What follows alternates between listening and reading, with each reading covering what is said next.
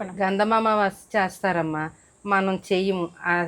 మరుసటి రోజు శనివారం పడితే శనివారం పూజ చేస్తాం అనమాట. అదే వైశాఖ శనివారం.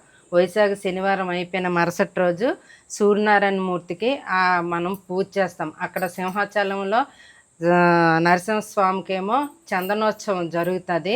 అది ఈ వైశాఖ ఆదివారం అయ్యాక అక్షయ తృతీయ రోజు చందనోత్సవం జరుగుతుంది అనమాట. ఆ ముందు ఆదివారం మనం ఇక్కడ సూర్యనారాయణ మూర్తి పూజ పెట్టుకుంటాం. ఈరోజు ఎంత ఉపవాసం ఉంటారమ్మా? ఉపవాసం ఉండము.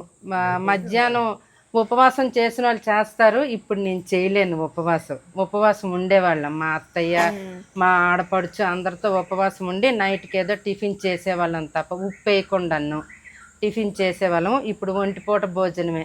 మధ్యాహ్నం భోజనం చేస్తాం, రాత్రికి ఏదో టిఫిన్ చేస్తాం. ఇది పెళ్ళైన ఆడవాళ్ళు చేస్తారు. ఈ రోజు నుండి మామిడి పండులు తింటారంటండి. ఈ రోజు వరకు అసలు మామిడి పండు తినరంట. అంటే కొత్తగా సీజన్లో కొత్తగా వచ్చిన మామిడి పండు అనమాట. ఒక్కొక్క సైడ్ ఒక్కొక్క కల్చర్ డిఫరెంట్గా ఉంది, బాగుంది. చూస్తూ ఉండండి కనకధార.